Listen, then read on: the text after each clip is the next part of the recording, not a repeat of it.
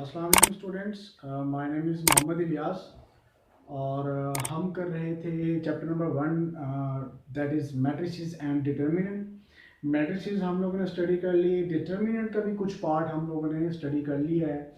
तो आज हम पढ़ने जा रहे हैं अपना एक्सरसाइज 1.6 और ये जो एक्सरसाइज नंबर 1.6 है ये हमारी लॉन्ग क्वेश्चंस के लिए वेरी इंपॉर्टेंट है।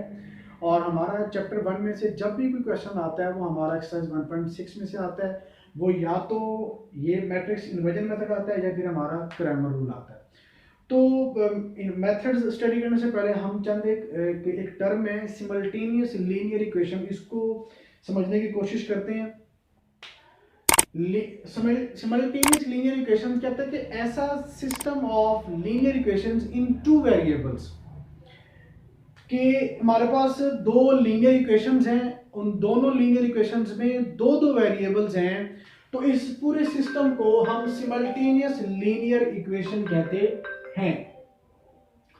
मिसाल के तौर पे मेरे पास इक्वेशन है, एक है ax plus B Y is equal to c1, दूसरी मेरे पास है cx plus dy is equal to c2। अब इसमें जो a है, जो b है, जो c है और जो d है, ये चारों हमारे कहलाते हैं कोएफिशिएंट्स, रियल नंबर्स हैं हमारे। c1 और c2 हमारे कहलाते हैं कांस्टेंट और ये भी हमारे रियल नंबर होंगे। जो x और y है ये हमारे होते हैं अपना वेरिएबल्स। तो ऐसी दो लीनियर इक्वेशंस जिनमें दो दो वेरिएबल्स हों तो इस पूरे सिस्टम को कहते हैं सिमल्टेनियस लीनियर इक्वेशन। इसको हल करने के दो मेथड्स हैं, एक है मैट्रिक्स इन्वर्जन मेथड और दूसरा हमारे पास क्रैमर रूल। तो सबसे पहले हम पढ़ते हैं matrix inversion method. Matrix inversion method जो है हमारा, इसमें हम डिटेल में नहीं जाता, मैं आपको टू दी पॉइंट एक फार्मूला बताता हूँ, वो फार्मूला याद कर लें तो सिंपल आपके पास कोई भी क्वेश्चन आएगा आपने वो फार्मूला पुट करना है और अपना वो आंसर ले लेना है। वो फार्मूला क्या है बेटा आपके पास? वो फार्मूला हमारे पास है कि capital X is equal to adjoint of A upon A का डिटर्मिनेंट मल्टीप्लाई बाय B। अब इसमें x क्या है, क्वेश्चन पैदा होता है कि सर इसमें x क्या है, a क्या है और b क्या है। तो जो बेटा x है हमारे पास, ये x हमारे पास वेरिएबल का मैट्रिक्स होगा। जो मैट्रिक्स a है हमारे पास ये होगा कोएफिशिएंट का मैट्रिक्स, और जो b है हमारे पास वो हमारे पास होगा कांस्टेंट वैल्यूज का मैट्रिक्स। हमारे पास जो x होगा वो वेरिएबल का मैट्रिक्स है, जो a है हमारे पास वो कोएफिशिएंट का मैट्रिक्स है और जो b है हमारे पास वो कांस्टेंट का मैट्रिक्स है। तो जब हमें इस चीज की पहचान हो गई है और हमें फार्मूला भी याद हो गया है, देन हमें एक्सरसाइज 1.6 का क्वेश्चन नंबर 1 है जिसको तकरीबन कोई 8 पार्ट्स है जिसके तकरीबन, तो उसको हम पहले सॉल्व करेंगे मैट्रिक्स इन्वर्जन वाले मेथड से और फिर हम उसको सॉल्व करेंगे उन्हीं 8 पार्ट्स को क्रैमर रूल से। तो पहले हम एक्सरसाइज नंबर 1.6 का क्वेश्चन नंबर 1 और उसका पार्ट 1 स्टडी करते हैं। तो सबसे पहले हम क्या करेंगे, सबसे पहले हम इसको मैट्रिक्स फॉर्म में लिखेंगे। मैट्रिक्स फॉर्म में कितना लिखना होता है कि आपने सिर्फ और सिर्फ पहले क्या करना है कि जो जो कोएफिशिएंट्स है ना विद साइन, प्लस का साइन लेते नहीं है, माइनस का साइन हमेशा लाजमी लेते हैं। तो इसमें हमारे पास सबसे पहले हमारे पास जो कोएफिशिएंट का मैट्रिक्स है वो है 2, -2, 3 और 2। ये कोएफिशिएंट का मैट्रिक्स आ गया मेरे पास। 2 -2 ऊपर वाले दो कोएफिशिएंट्स और 3 2 मेरे पास नीचे वाले कोएफिशिएंट्स। अब इसके साथ जो मैं प्रोडक्ट में लिखूंगा वो वेरिएबल का मैट्रिक्स लूंगा और वेरिएबल भी कॉलम में लिखूंगा। इसमें वेरिएबल कौन कौन सी है, x और y है, यहां पे आपको कोई भी और वेरिएबल दिया जा सकता है, ठीक है। उसके बाद आगे इक्वल टू का साइन है तो इक्वल टू का साइन देना है और आगे आपके पास कांस्टेंट वैल्यूज का एक मैट्रिक्स बन जाएगा। दोबारा बता देता हूं कि हमारे पास जब हम मैट्रिक्स फॉर्म में लिखेंगे, मैट्रिक्स फॉर्म में हमारे पास किस तरह होगा, हमने पहले कोएफिशिएंट का जो मैट्रिक्स है वो बनाना है, आगे हमने रियल नंबर वेरिएबल्स का मैट्रिक्स बनाना है, फिर इक्वल टू का साइन देना है और आगे हमने कांस्टेंट का मैट्रिक्स बनाना है। अब उसके बाद करना क्या, हमने चूंकि हमने यहाँ पे पढ़ा है, मैंने आपको पहले बताया कि जो x होगा वो वेरिएबल का मैट्रिक्स है, जो ये कोएफिशिएंट का मैट्रिक्स है इसको हम नाम देंगे a का, वेरिएबल को x का और कांस्टेंट को b का। हम सिंपली अपना फार्मूला लिखेंगे x is equal to adjoint of a upon a का डिटर्मिनेंट मल्टीप्लाई बाय b। इसको इक्वेशन नंबर 1 का नाम दे देंगे अपना फार्मूला ये। अब इसमें सबसे पहले हम क्या फाइंड करेंगे, डिटर्मिनेंट, क्योंकि डिटर्मिनेंट ही बताएगा कि ये पॉसिबल है या नहीं है। सबसे पहले हम क्या करते हैं, हम अपना मैट्रिक्स ए ले लेते हैं। मैट्रिक्स ए हमारे पास है जी 2 -2 3 और 2। ये मेरे पास एक मैट्रिक्स है। इस मैट्रिक्स का सबसे पहले हमें डिटर्मिनेंट फाइंड करना है। डिटर्मिनेंट में दो स्ट्रेट लाइंस लगानी है, 2 -2 3 और 2। अब जब हम मल्टीप्लाई करेंगे तो डायगोनल्स का प्रोडक्ट माइनस नॉन डायगोनल्स का प्रोडक्ट, तो ये हो जाएगा 2 to the 4 minus minus plus 3 to the 6 and finally 10 which is not equal to 0, so it's a non singular, so its inverse exist। उसके बाद क्या करेंगे, उसके बाद हम इसका फाइंड करेंगे adjoint of A. Adjoint of A कैसे फाइंड करते हैं कि मैट्रिक्स ए के डायगोनल्स की पोजीशन को चेंज कर देंगे, नॉन डायगोनल्स के साइन चेंज कर देंगे। ये लीजिए, ये हमारे पास एडजॉइंट भी आ गया है, डिटर्मिनेंट भी आ गया है, बी का मैट्रिक्स भी मौजूद है, एक्स का भी मौजूद है। अब ये हम अपने फार्मूला इस्तेमाल करते हैं, x is equal to adjoint of a upon a का डिटर्मिनेंट मल्टीप्लाई बाय b। अब क्या करते हैं, सिंपल वैल्यूज पुट करते हैं। x मेरे पास है xy, एडजॉइंट ऑफ a का मैट्रिक्स मेरे पास है 2 2 -3 2, और जो a का b का जो मैट्रिक्स है मेरे पास वो है 4 6। मैंने आपको पहले बताया था कि जो b होगा वो कांस्टेंट वैल्यू का मैट्रिक्स होगा। अब क्या करेंगे, डिटरमिनेंट हमारे पास क्या है बेटा 10। अब सिंपल ये मल्टीप्लिकेशन हो रही है, ये पूरी रो को पकड़ेंगे, इस कॉलम से मल्टीप्लाई करेंगे, फिर इस रो को पकड़ेंगे, इस कॉलम से मल्टीप्लाई करेंगे। ये हो जाएगा बेटा 2 4 चलो कर देता हूँ, 2 multiply by 4 plus 2 multiply by 6, फिर -3 multiply by 4 plus 2 multiply by 6। Determinant में हमारे पास आना चाहिए 10, तो 4 to the 8 plus 6 to the 12 minus 4 3 the 12 plus 6 to the 12, ये मेरे पास आ गया 10।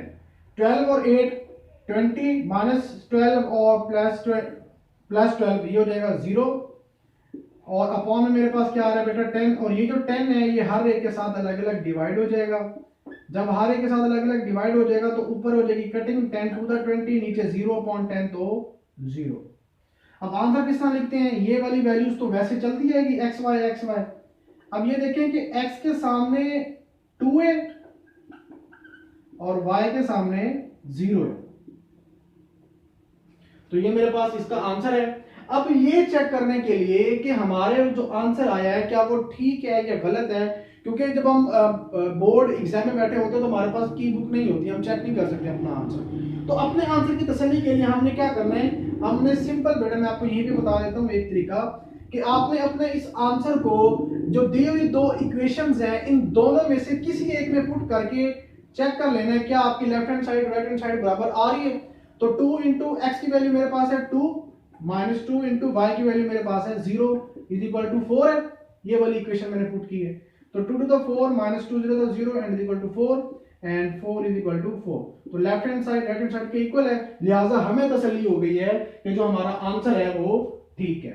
इसके साथ ही हम इसका 1.6 से क्वेश्चन नंबर 1 का पार्ट 1 कर लिया। इसके साथ ही हम इसका पार्ट 2 करते हैं बेटा। पार्ट 2 मेरे पास है बेटा 2x plus y is equal to 3, 6x plus 5y is equal to 1। अब सेम वही मेथड हमने क्या करना है, सबसे पहले कोएफिशिएंट का मैट्रिक्स बनाना है। कोएफिशिएंट ऊपर क्या क्या है मेरे पास 2 और y के साथ कुछ भी नहीं है, इसके साथ 1 मौजूद होता है, नीचे मेरे पास 6 है और ये मेरे पास 5 है। आगे क्या होता है बेटा, वेरिएबल का मैट्रिक्स। वेरिएबल कौन कौन से हैं, एक्स वाई, और वेरिएबल क्या करना है हमने कॉलम में लिख लेना है। जो कांस्टेंट वैल्यूज हैं वो है मेरे पास 3 और 1। अब क्या करते हैं, मैंने आपको पहले बताया था, मैंने आपको यहां भी बताया है और मैंने आपको यहां भी बताया, और यहां भी मैं आपको अगेन बता देता हूं कि ये जो कोएफिशिएंट का मैट्रिक्स है इसको हम नाम देंगे a का, जो वेरिएबल का है इसको x का, जो कांस्टेंट है इसको हम b का नाम देंगे। तो हमारे पास फार्मूला क्या था, फार्मूला मैंने आपको पहले याद करवाया हुआ है, x is equal to adjoint of a upon a का डिटरमिनेंट मल्टीप्लाई बाय b।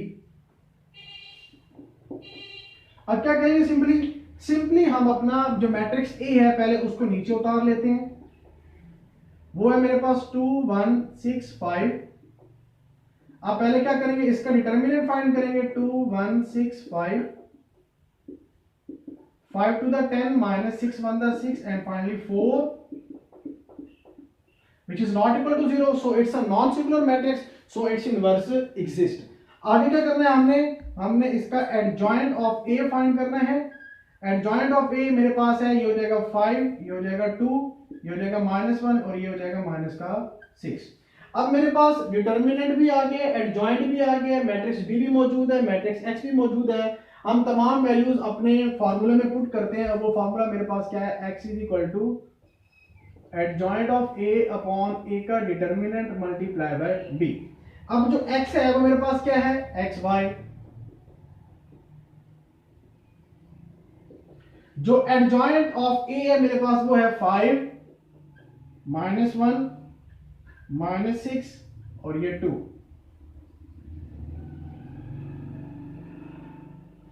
और जो मैट्रिक्स B है मेरे पास वो है 3, 1।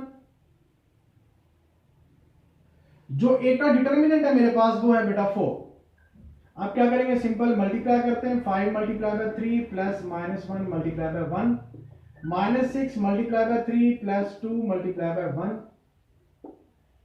नीचे मेरे पास 4, 5 3 दा 15, -1 1 दा 1, -6 3 दा 18 प्लस 2 1 दा 2।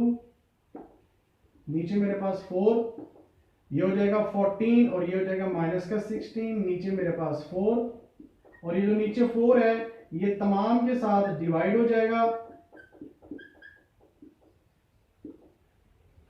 कटिंग जब होगी तो 2 7 दा 2 2 दा और 4 4 दा 16। यहां पे क्या चलता आएगा, यहां पे आपका x और y चलता आएगा बेटा। अब x के सामने हमारे पास क्या है बेटा, 7/2 और y के सामने -4। ये मेरे पास x का आंसर आ गया और ये मेरे पास y का आंसर आ गया।